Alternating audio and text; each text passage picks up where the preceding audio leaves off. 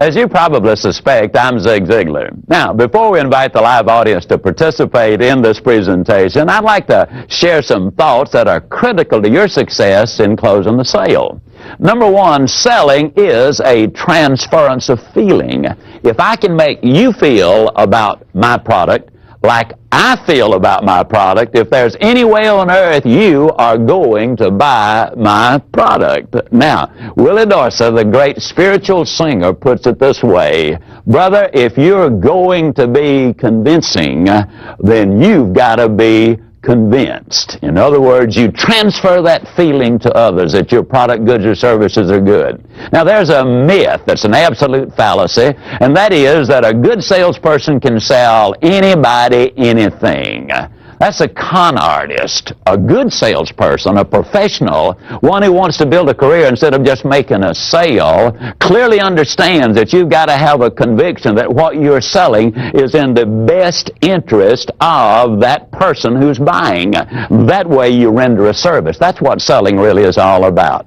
Second point I'd like to make is simply this: prospects don't change their mind. Now, I know what many of you are thinking, but in reality, they make a new decision based on the new information which you give them. That's the reason the professional salesperson has a storehouse of additional information, because when the prospect says no, they're really saying no based on what they K-N-O-W. Now, you let them know more, and good closing involves education, then they're going to be knowing more and consequently buying more. Number three, the kind of person you are is critically important. A Harvard study recently reveals this: that the people who gain the most usable information from a presentation such as this one take good notes. That's number one. And number two, when it's over, they get with an associate or their boss or their trainer or their manager, and they brainstorm. So as you watch and listen, ask yourself these questions: how can I adapt and use this material old Zig's sharing with me in my career so that I can sell more today and be able to sell more tomorrow to the same people? Now, tell you what, let's do. Let's go to that live audience. Totally convinced that our major need in America today is leadership in the home.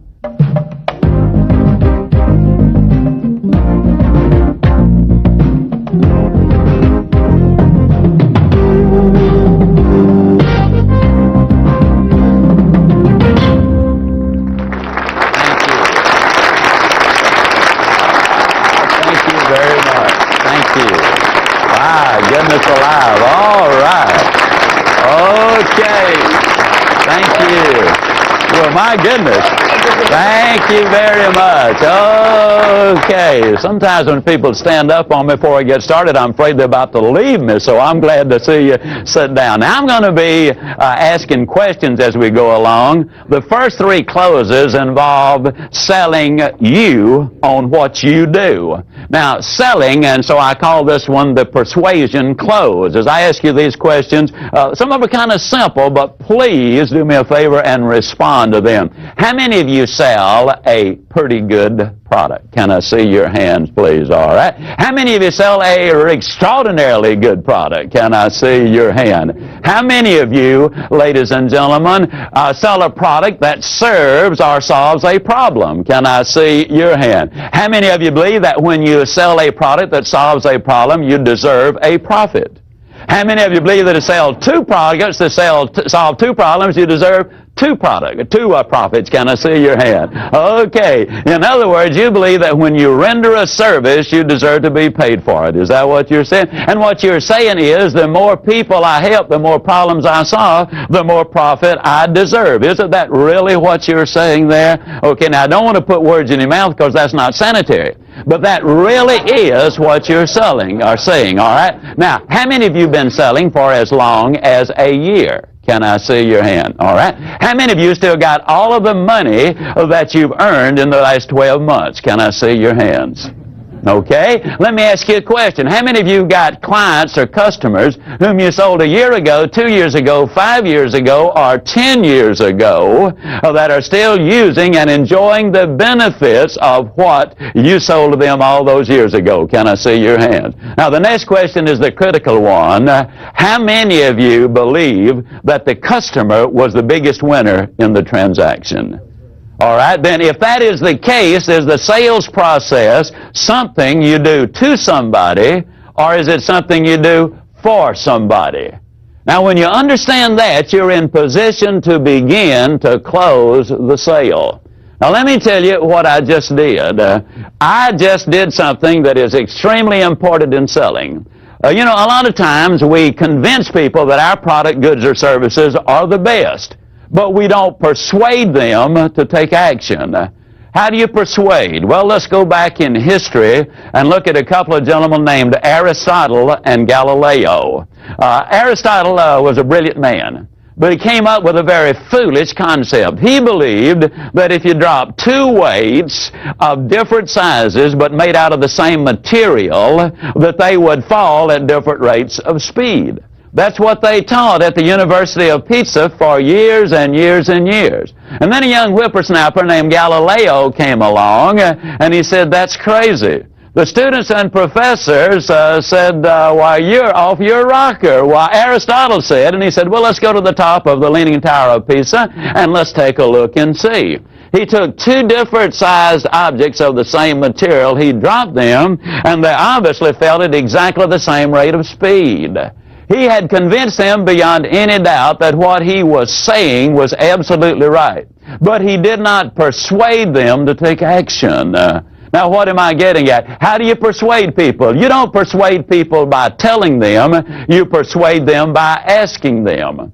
You see, had I started by saying that you as salespeople really render a service, you would say, yeah, but I do okay too. Hey, you do all right, and that's fine.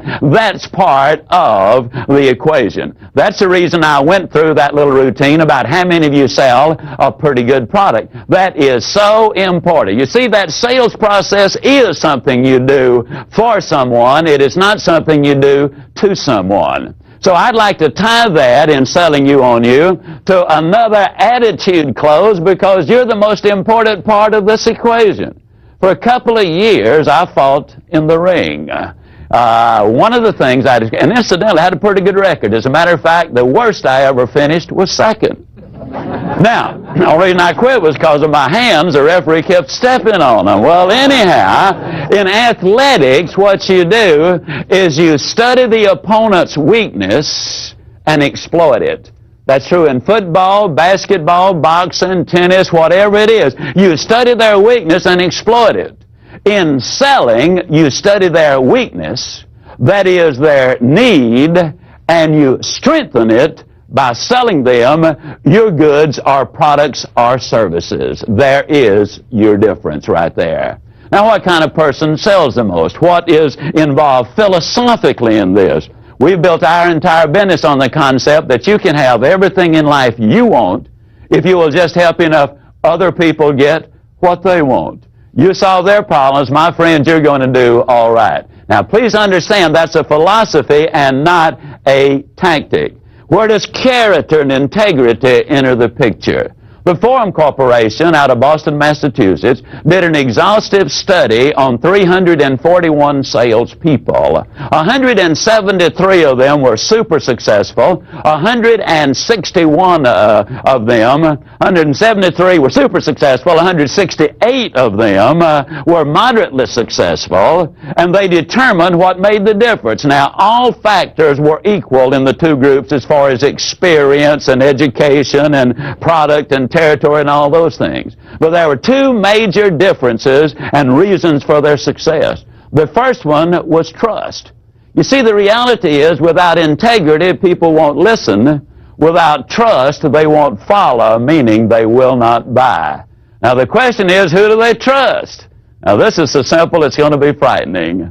They trust the good guys and the good girls. They trust those people of character and integrity. The second major difference they discovered was this.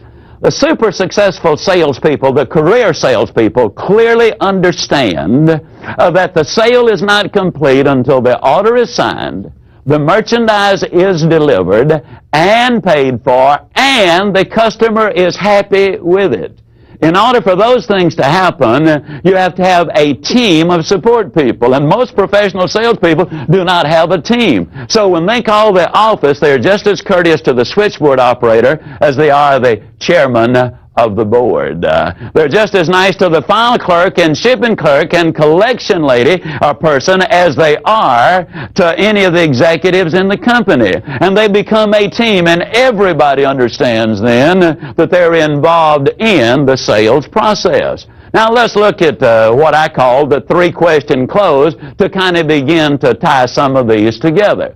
Let's assume in this close that you've demonstrated your product. And let's assume that you have demonstrated that it will save money.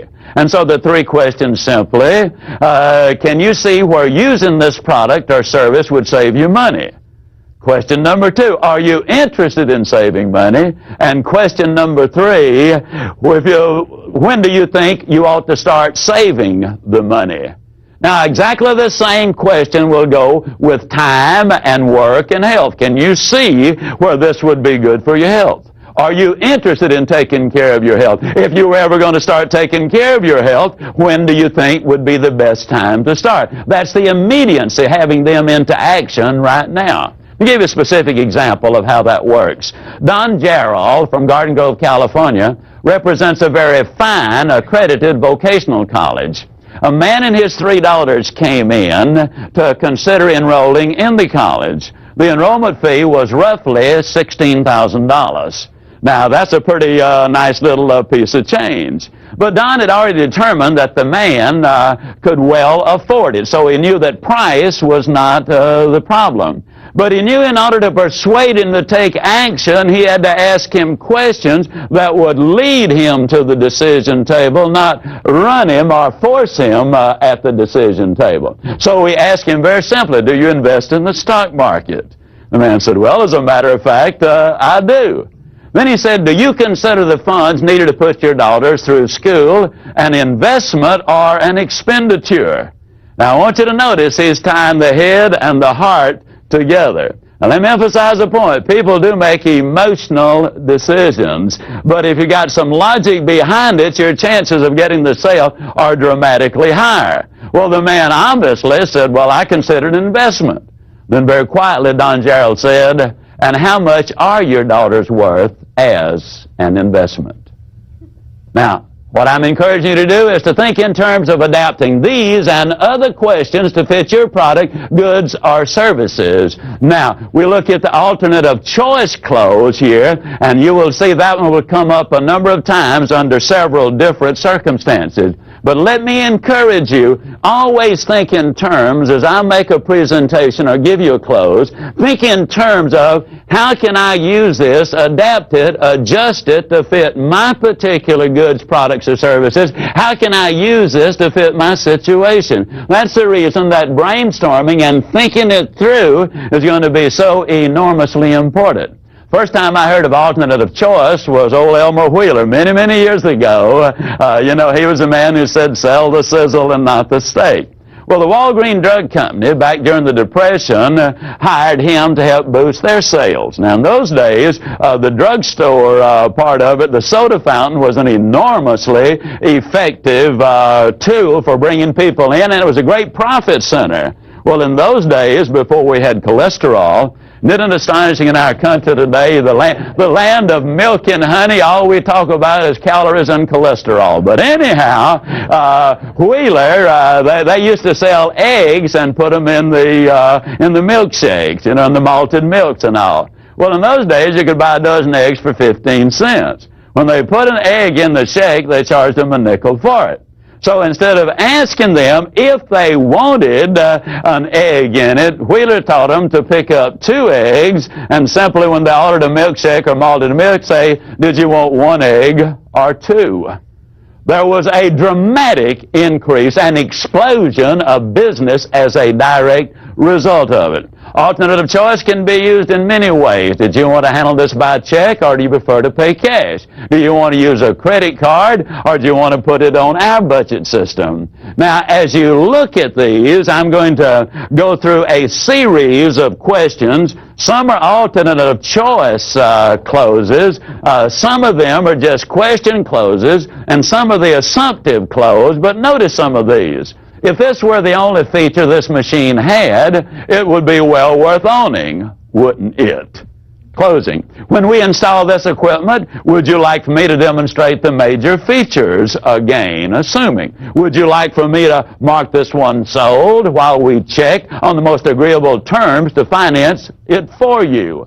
Now that injects just a slight amount of fear. What you're implying is it might be gone. And I'll say this several times, but the fear of loss is greater than the desire for gain. Don't take anything away from me. That's the reason in stores where they measure out food, we always teach them, put too small an amount on there first so you can add to it.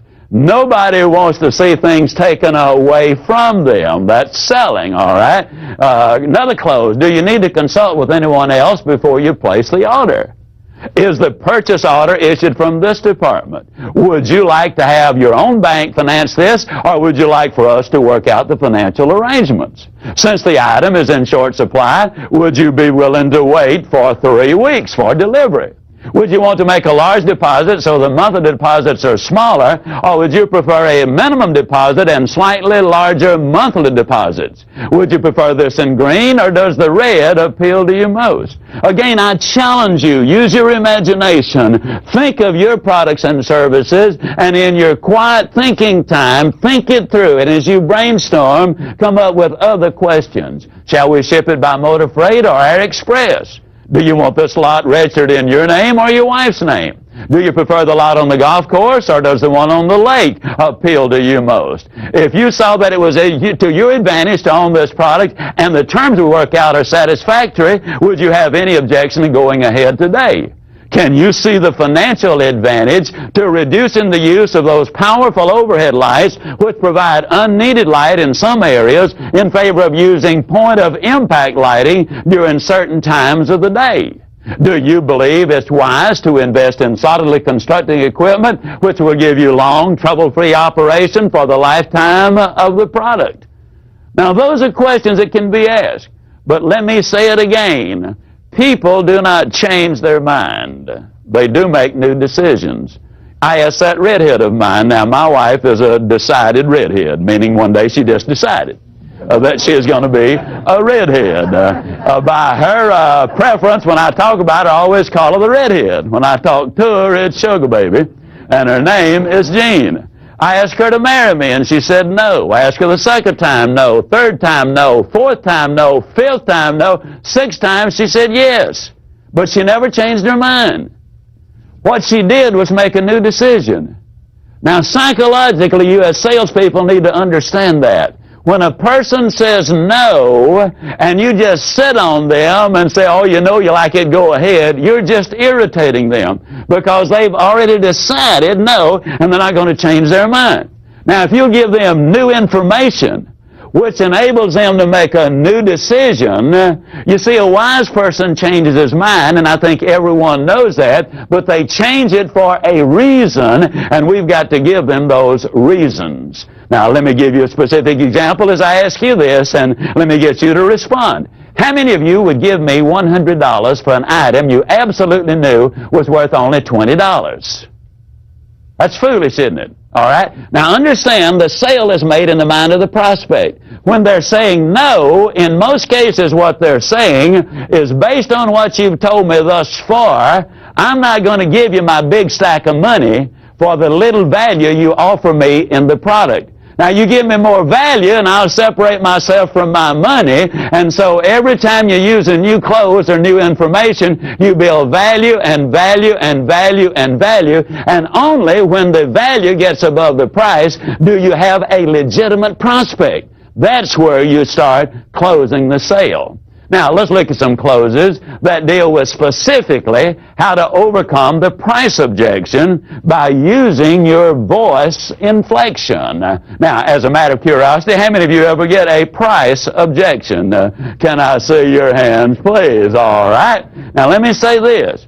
When you use the right words and you're selling the right product, and use the right inflection in your voice, then you've got an infinitely better chance of making the sale. Let me say that those voice inflections can completely change the meaning and intent of words. For example, how many of you realize that in the Bible it clearly says that man was born cursing?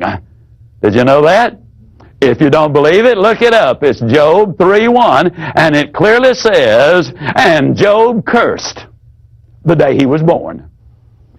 Now, the only thing is that little comma is not in there. When you took the comma and put it in, that completely changed the meaning. For example, let's take something like, I did not say he stole her money. Now, those are 8 words, and we can make them say 8 different things with voice inflection. This is why good professional salespeople need a cassette recorder, so they can record their presentation and listen to their voice and listen to that voice inflection. For example, when I say, I did not say he stole her money, that's just a statement of fact. But alter it slightly, I did not say he stole her money. Completely different meaning. Or, I did not. That's a vehement denial. Say he stole her money. Or, I did not say he stole her money. Completely different. Or, I did not say he stole her money. That was a rascal over there that did it. Or, I did not say he stole her money. He's going to put it back. I mean, he's just borrowing it. Or I did not say he stole her money. It was hers that the rascal stole. Or I did not say he stole her money. It was a diamond ring the rascal got. Now, you see, we took 8 words in one sentence, made them say 8 entirely different things. And when you become a serious student of selling and learn what those voice inflections are and how you can handle them, it makes a dramatic difference. Charles Osgood says, compared to the spoken word, Charles Osgood says, compared to the spoken word, a picture is a pitiful thing indeed.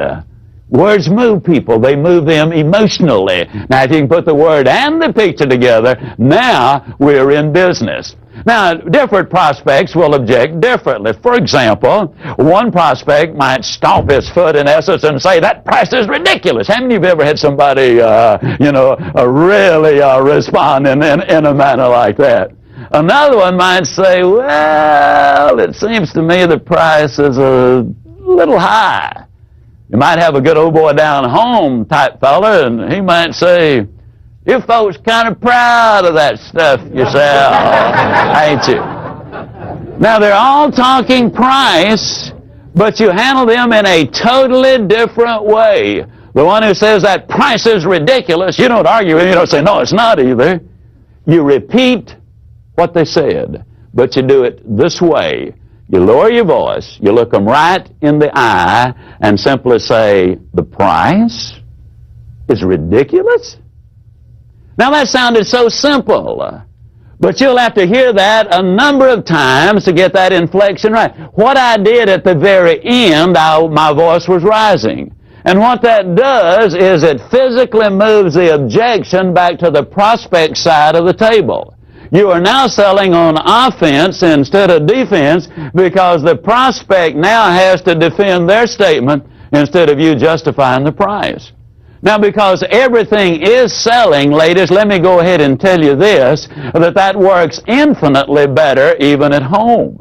For example, let's say that you beat your husband home, and you've had really a tough day, and as he walks in, you greet him warmly, of course, and give him a big old smooch, and then you back up about 3 steps, you look at him and a big old smile and say, honey, did you want to take me to Alamans or Farfallo's for dinner? You might say, I don't want to take you anywhere to dinner. You don't argue with him. You just simply repeat what he said. You don't want to take me to dinner, hon? It almost ain't fair. It really is not. Now, let's say that it's grass cutting time, and so you say to your 14-year-old, okay, son, it's time to cut the grass. I don't want to cut the grass. You don't argue with him. You repeat what he said. You lower your voice. You look him right in the eye and say, you don't want to cut the grass, son? I can absolutely guarantee, whether you want them to take their toys to the back room or cut the television set off or get the repair person to come out and repair the air conditioning on a brutally hot Friday night, I can tell you it works dramatically better. Now, let's look at it another way. Let's say that one prospect might say, well, you know, the price is a little bit high. Then we got a lot of different ways. For example, I call this the like it close. I simply say to them, well, let me ask you, do you like it? And most things say, yeah, well, I like it. Well, Mr. Prospect, don't you believe that it's difficult to pay too much for something you really like? Well, they might say, well, you got a point, but yeah, I think you can pay too much for something you really like. But you've just crossed a little barrier. You now have got them thinking along these lines. And let me point this out. Sometimes when they object to the price, that's not the objection at all. So early on, you need to smoke it out. Is that the objection? And you do that simply by saying, well, let me ask you, if there were a way I could show you that the price not only is fair, but actually is more than fair, would you go ahead and take advantage of the offer that we're making to you this evening? Now, this morning or whatever, what you're really doing is trying to smoke out the advantage. You're trying to smoke out whether or not the price really is the objection they're raising. Now, let's say they say, well, yeah, the price is the problem that I'm having with it. Then what you do is, if there were a way I could show you how you can legitimately justify this price and take advantage of our offer, would you be willing to go ahead and start enjoying the benefits today? Now, if they say no, then what you need to do is to smoke out the real objection, because price really is not it. But if the answer is yes, then you simply ask the question, well, do you like the product? And most of the time, you're going to get an answer. Well, then the next question, don't you agree that it's difficult to pay too much for something you really like? Now, a lot of times that forces them to start that thought process, and you've just taken one step towards closing that sale. Then if they say yes, then you say, well, it's okay to do something nice for yourself. Now, if the answer is no, then you move into what we call the fear of loss close. And you do that with simply making this statement. Wouldn't you agree that it's better to invest a little more than you had planned instead of less than you should? Now, here's the reason I ask you that question. If you invest a little more than you had planned, you're talking peanuts. If you invest less than you should, and the service or product you buy won't do the job you need it to do, then you literally have lost everything. Now, if the prospect says the price is still too high, then you move to what we call the how much too much close. For example, for 15 years, I was in direct sales. I sold heavy-duty stainless steel cookware, and it carried a premium price for a very justifiable reason. And a lot of times the prospect would say, well, yeah, your product is too much. And I'd say, well, give me a figure. How much too much? And they'd say, well, $200 too much. Now, I would always write the $200 down. And then let me give you this little bit of data. I had a policeman take his .45 and shoot my little 8-inch frying pan from a distance of 12 feet and had a documented statement notarized saying that he had done that, and you could just barely see the dent in that little pan. And so I had shown that to the prospects in the process of the demonstration, and I said, let me ask you, you say $200 too much. How long do you think this set of cookware is going to last you? And invariably they say, well, I think it'll last forever. Then I would say, it certainly would last you at least 20 years, wouldn't it? And invariably they say, yeah, I don't think you'd have any trouble with that. Well, if you invest $200 too much over a 20-year stretch, what that amounts to is about $10 a year. And if you break that into pennies, it means really that for just 3 cents a day, you can go ahead and have the finest equipment that you can get anywhere at any price. Now, if the prospect still objects or still says, well, it's too high, then I would ask him this. I would say, now, let me ask you this question. Do you ever eat out? And invariably, they would say, oh, yeah, we frequently go out to dinner. Then I would simply say to them, well, let me ask you, do you tip the waitress? Invariably, they say, oh, waiter. They say, oh, yeah, we always tip. Well, this was a number of years ago, and so I would use a lower price. I would say, well, now, how much do you generally tip? And they would say, well, at least $1. Then I would say, well, now, let me tell you what you're giving $1 for. That is to have the food brought from the kitchen and put on the table. You brought the silverware and the china out. They served you water and coffee, but they served. Now, you give her $1 for doing that, or him $1 for doing that. Your wife went to the store. She bought the food. She brought it home.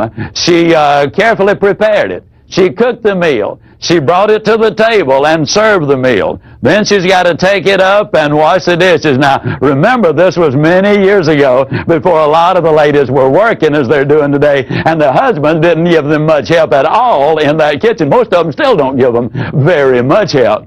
But then I would simply say, if you would tip that served person $1 for bringing the food from the kitchen to the table, don't you think your wife deserves at least 3 cents for doing all of those other things? I got to tell you, we got some pretty exciting results as a result of using that particular clothes. Now, if the prospect says, well, the price is still too high, then I would go to this one. Well, now, let me ask you, are you concerned about the cost, or is it the price that you're concerned about? And a lot of times they would say, well, what's the difference? Now, I would always use, and incidentally, the reason I moved to the board, and what I encourage you to do, anytime you see me use this board to illustrate a point, or use graphics to illustrate a point, that says to you that you need to be letting your prospect see you writing something when you're showing figures. And the reason is we've been conditioned to believe what we see and doubt what we hear. Now, if they see it and hear it, see it as logic, hear it as emotion, you put the two together and you got a better chance of making the sale. So the prospect says, well, what do you mean? Is it cost or price we're concerned about? Then I simply say, and here's the example I use because it happened in my life, I encourage you to get one out of your industry that specifically fits you. I say, well, now, when my son was 6 years old, we went down to the Swin bicycle place to get him a bicycle. They told us it was $64.95. Well, years ago, that was an enormous price to pay for a bicycle. Just to teach a 6-year-old how to ride, he's going to tear it up anyhow. So I went down to a discount store, and there I priced a bicycle for $34.95. Now, this price is obviously considerably less than that. And again, I'm showing them, they're seeing it and hearing it. Now, it was a nice little bicycle. About 60 days later, we went back to that little bicycle store because we wanted to get the handlebars replaced. And they said, well, you know, it's in warranty and not going to cost you anything. Well, 30 days later, we had to go back and get more new handlebars, no longer a warranty, and so now the price is $4.50 higher, and at this point, we have got, let me see, $39.45 invested in that bicycle. Well, about 3 months later, the entire sprocket apparatus, the brakes and all of that, came completely kazip.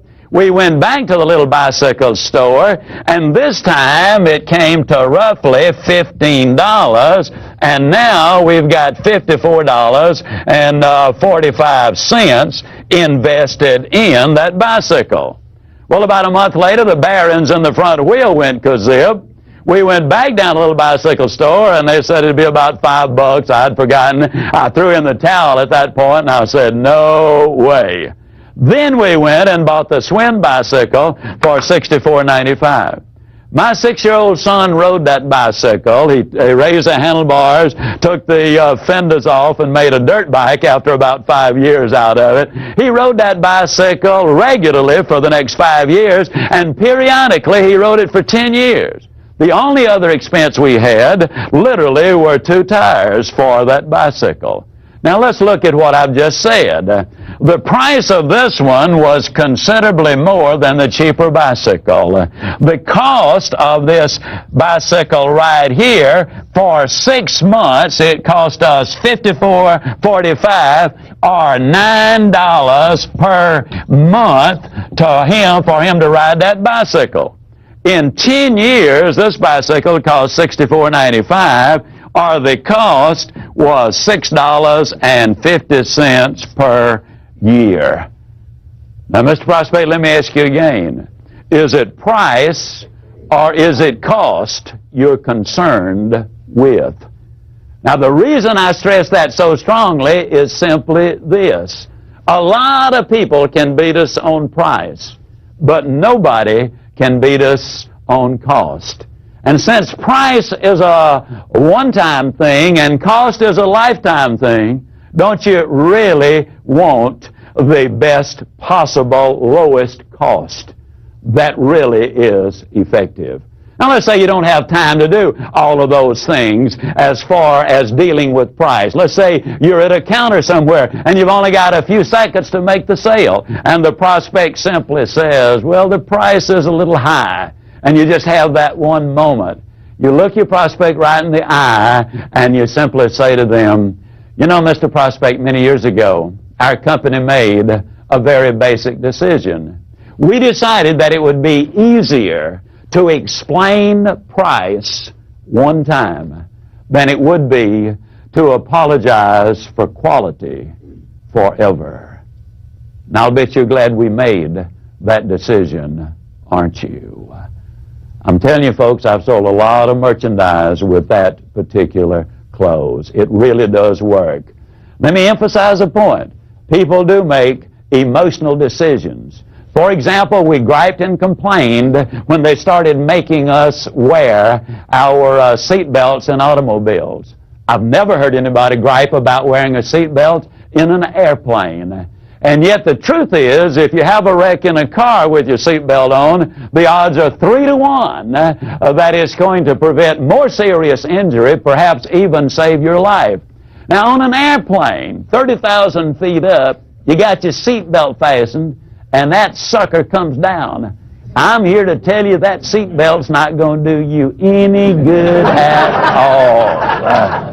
We do make emotional decisions. Now, again, if we can put emotional and logic together, we're going to be in business.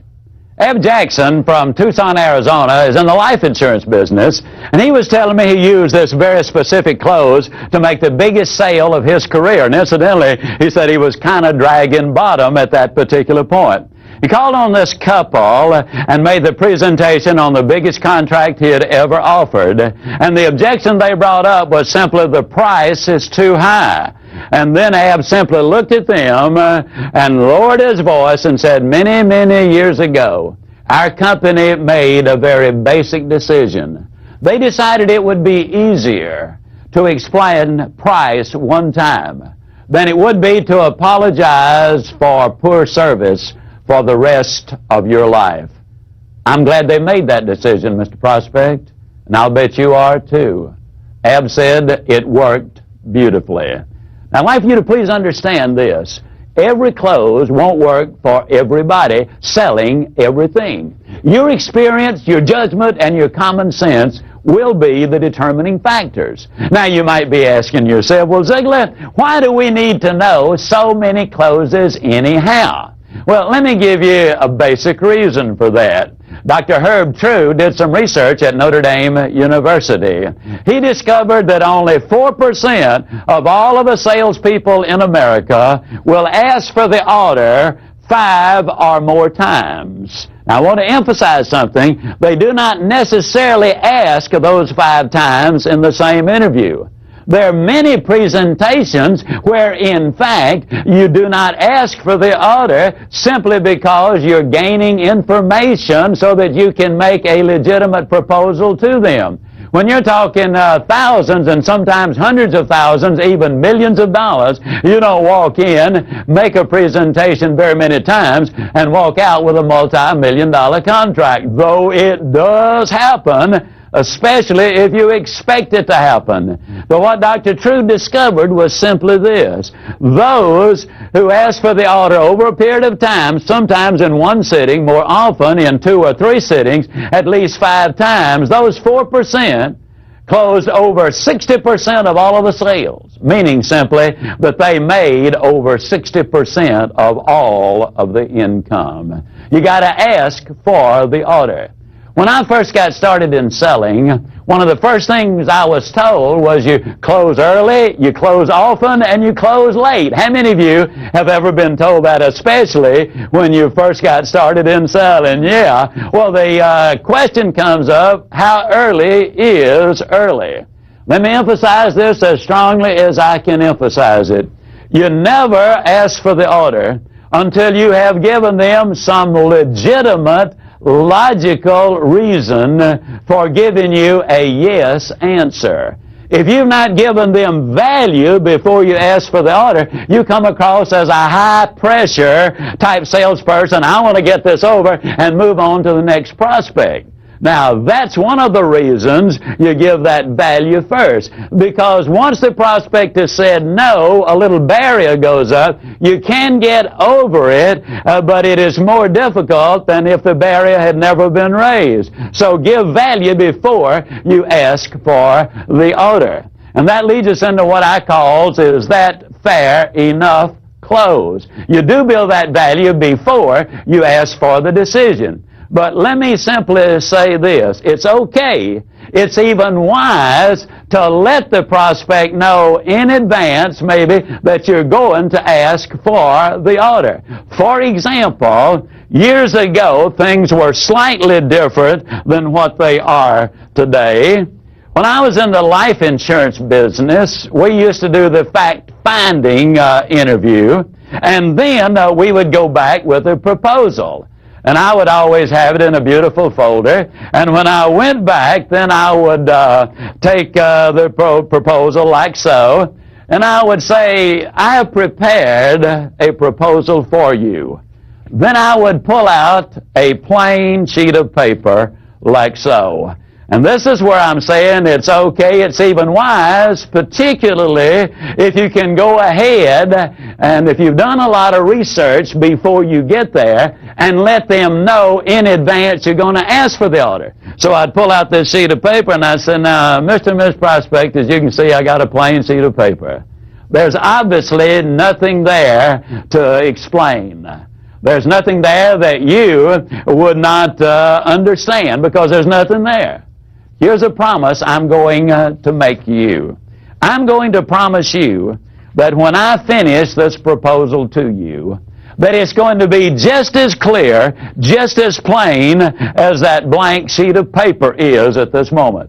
And if it is that clear, and if it is that plain, then I'm going to ask you, if you see it is in your best interest to go ahead, I'm going to ask you this evening or this morning or whatever to make that decision. Is that fair enough? I'd like to inject a little extra right here. I would like to inject a close I call simply the "you've got an answer for everything" close. Now, here's what I mean. Sometimes you've answered several objections, and you've impressed the prospect with just how much you know about what you're talking about. And so many times, half in admiration and half in exasperation, the prospect will look at you and say, "Well, it doesn't make a difference what I say. You've got an answer for everything." How many of you have ever had somebody say that to you? All right, you're that close to making the sale, but you're that close to missing it. If you modestly admit that you were number one in the region last month, you just blew it. If a prospect says that, regardless of whether it's in admiration or exasperation, you quietly look them in the eye and you say to them, "Well, you know, I really appreciate that comment. I'm going to take it as a compliment. But the truth is there are many things I do not have the answer for. That's one of the reasons that I'm so excited about selling a product or service, which is the answer to your problem. And that's what you really want, isn't it?" You convert it, you've now made it a very positive close. A number of years ago, I was traveling through St. Louis, Missouri. I was changing planes, had a little extra time, looked down at my shoes, realized I needed a shoe shine. Walked into the shine stand. Young man escorted me to my seat. He made the change for his previous customer. I had a chance to look at the prices of the shoe shine. 75 cents, this was about 12 years ago. 75 cents was the regular shine, $1 was the wax shine, and $2 was the spit shine. Well, I figured I'd get the regular shine for 75 cents, tip the guy a quarter, and I'd be on my way. He came to me, and incidentally, I call this the shame close. He came to me, and then he said, "Which one?" I said, "Regular." Now, you're talking about voice inflection. The young man backed up and said, "Regular." Well, I knew right then I was in for an unusual shoe shine, but I wasn't about to let that guy get the best of me, so I said, "Yeah, you guys do such a marvelous job here. I know it's going to be fabulous, and I'll be on my way." Well, the guy didn't say a thing, didn't even grunt. He just started putting the saddle soap on my shoes, and he started cleaning them. And as he did, he said, "Man, these are really nice shoes." He said, "What kind are they?" And I said, "Well, they're ballast." He said, "Boy," he said, "they're nice." He said, "I bet they're comfortable, aren't they?" I said, "They ought to be." He said, "Cost a lot of money." I said, "Do they ever cost a lot of money?" And he went on cleaning the shoes, then he reached up and he felt the pant leg. And he said, "Man," he said, "that is really a nice piece of cloth." And I said, "Well, it ought to be too." He said, "What kind is it?" And I said, "Well, it's a Hickey Freeman." He said, "Man, those suckers cost a lot of money." I said, "Yeah, I know they do, but this one's got some special cloth in it, makes it even more expensive. But I've already been wearing this suit about 5 years, and you still can't see any problem with it." Well, he said, "Man," he said, "that's nice." And then he started the shining process, and he was just a shining away, and he was a popping, and when they're popping, that's not shining. I shine shoes in the Navy. I know when you're shining shoes. That's a sales talk. He's trying to attract the crowd from outside. So he was just a popping away, and all of a sudden he backed away, and he looked me right in the eye, and he said, "This seemed like a shame. Man spent over $100 on a pair of shoes. Spend several $100s to get a nice suit of clothes. And all he's trying to do is look nice. Then he won't spend another $1 to get the best shine in the whole world."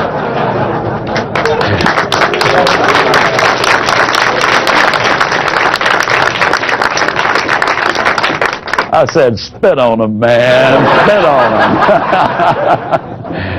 Well, now, folks, when you get a 75-cent shine, a 2-bit tip, that's fine. But when you got a $2 shine, nobody with class gives a 2-bit tip. So I gave him a $3, and as I walked out, I was really picking them up and putting them down. I was feeling pretty good, I looked up at the clock, and as I did, it clicked straight up and down 10 o'clock. Now, the reason I mention that is because when I sat down, I noticed it was exactly 3 minutes until 10. I was in his chair 3 minutes. I gave him $3.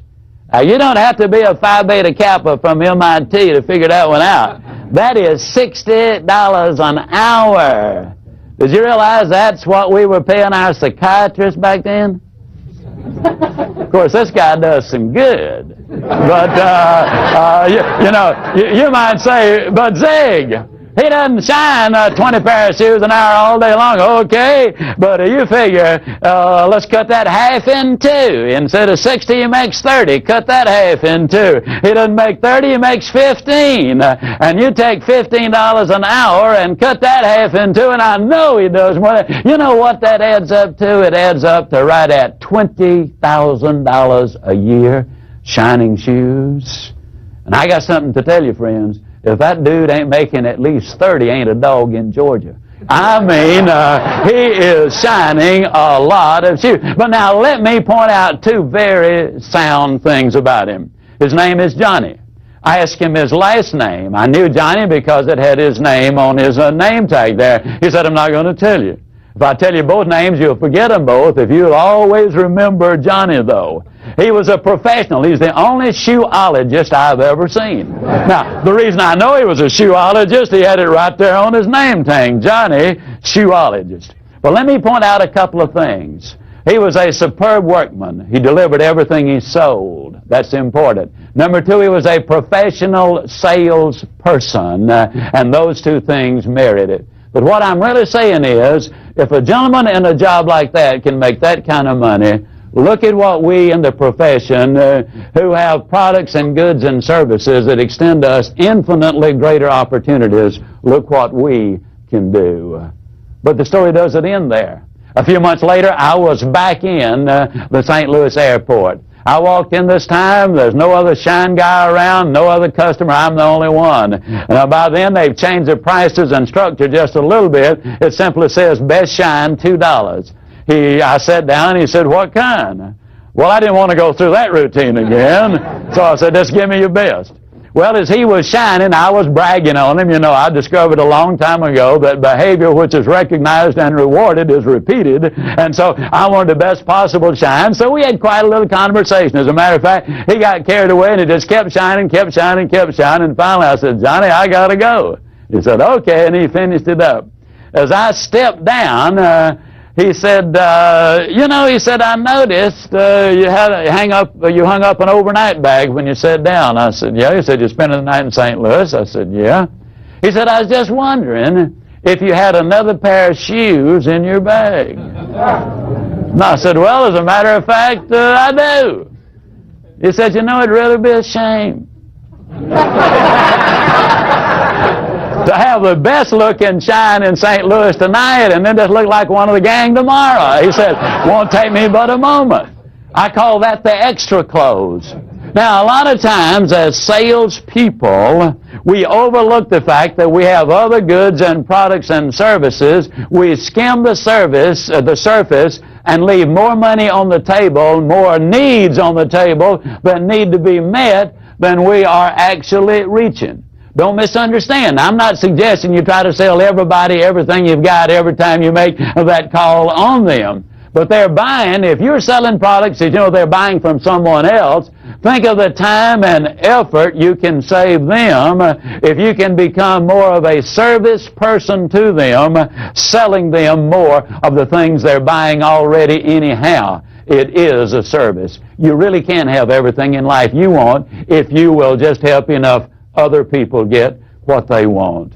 Then I'd like to share with you what I call the marriage close. I was in the insurance business. One of the things used to frustrate me, I'd spend a lot of time preparing a proposal and making the presentation. Get down to the close, and the prospect would say, well, Mr. Ziglar, I hate to tell you this, but my wife's second cousin's got a neighbor whose boyfriend's son, his dad, has a brother who is selling life insurance. And if we buy anything, we'll have to buy from them. Well, I knew it was just a stall. They weren't going to buy any life insurance from anybody. And so what I did then was simply this.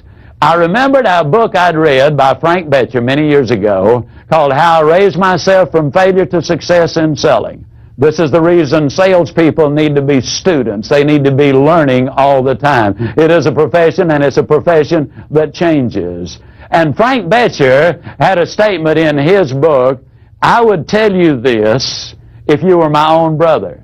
He also had another statement in there simply, this is what I would do if I were you.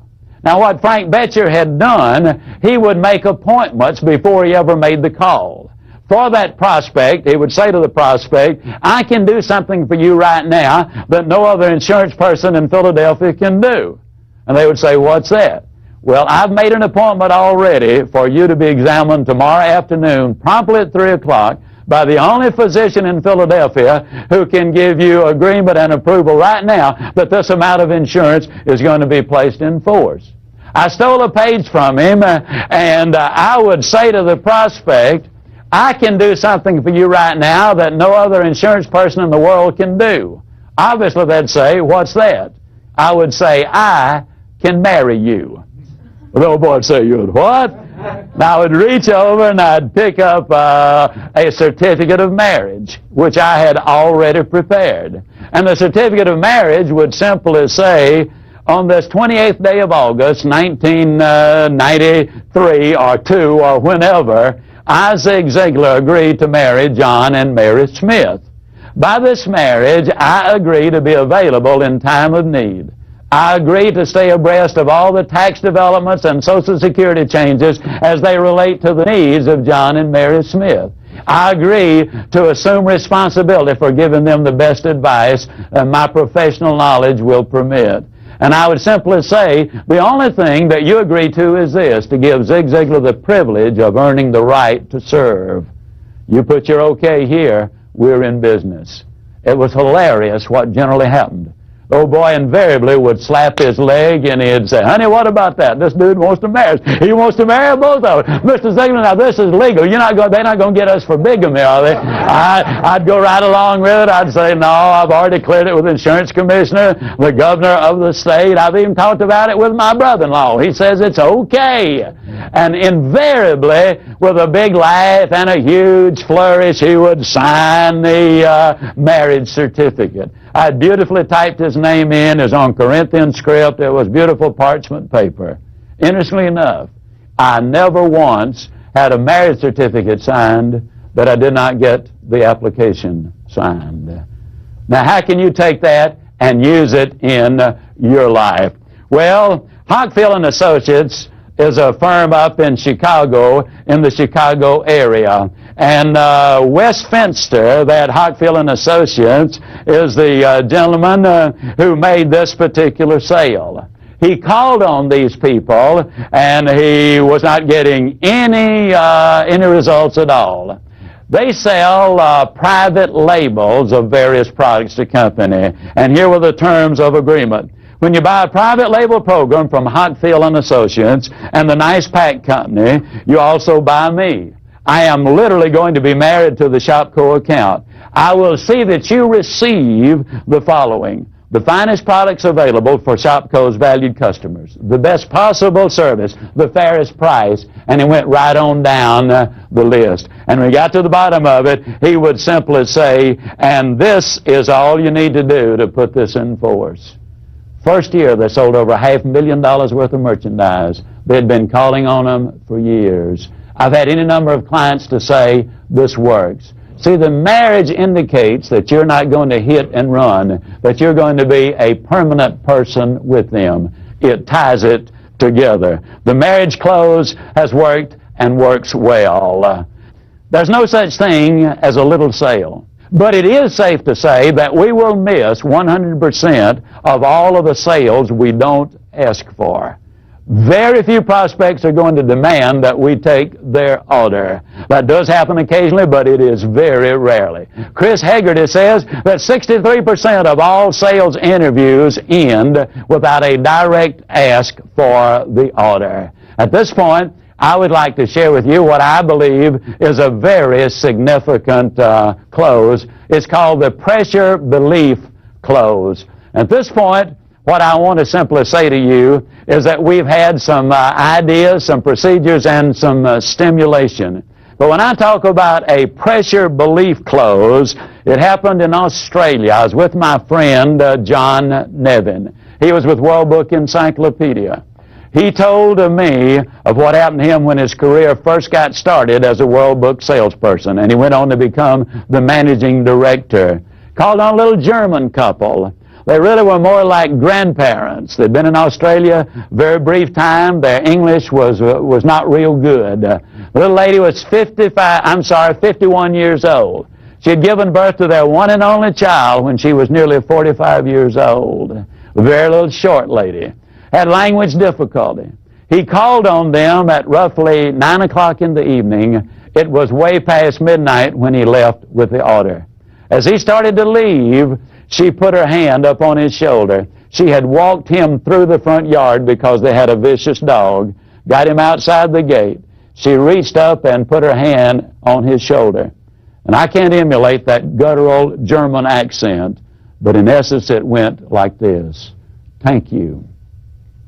Thank you, young man, for stay with us till we know what these books do for our boy. Thank you, thank you, thank you. Pressure belief is simply this. It's when you believe so fervently and so completely that that prospect is going to benefit the most by buying from you, that you are willing to kind of put your ego on the line. You're willing to take a slight risk, even on occasion of offending someone, by asking for the order again. Now, let me stress something. You got to do it pleasantly. You got to do it politely. You got to do it professionally. You must, by all means, do it with that person's interest at heart. But if you really believe they're the winner, you will become so professional in what you do. You will learn so many closes that you will be able, basically, to go forward with the conviction that you are rendering them a service. Now, only experience, judgment, and common sense will dictate to you what is the proper time and what is the proper amount. You'll never get experience by listening to a trainer or watching one of the videos, which I do. You will get ideas. You will get techniques. You will get procedures. Now, if you really want to build a sales career and substantially improve your sales, it's time to go to work. I encourage you not only to read, but to study Secrets of Closing the Sale and my other book, Ziglar on Selling. Now, the reason I say that is this. You can learn a lot of closes and procedures and techniques, but unless you understand the philosophy and the psychology behind them, you will only be partially as effective. You will need to read the exact words many times. There are literally over 140 closes and over 800 questions in these two books that will help you to lead people to those decision tables. And then in order to get the voice inflections down, we have made audio cassettes of each of these videos, and while you're in your car, you need to be listening to them over and over and over. The SMEI International, Sales and Marketing Executives International, says the average professional salesperson spends 510 hours a year in the automobile. That means you literally can make it your sales university. You can learn procedures and techniques. You will really be able to make it a part of you so you can automatically and instinctively respond. You also are going to need to work very much with your manager, your associate, or your trainer. If you're one of these people who happens only to be working independently by yourself, I encourage you to get in front of the video, look it over, take those notes, and then start compiling your own ideas to go along with the specifics that we are presenting here. The reason I want you doing all of these things, when you see something, you'll remember it. When you hear it, you forget it. But if you see it and hear it and do it, you'll understand it. that means you will close more sales. So if you do that, I can close as I always close by saying, you do these things and I'll see you. And yes, I really do mean you at the top. Thank you, and God bless you.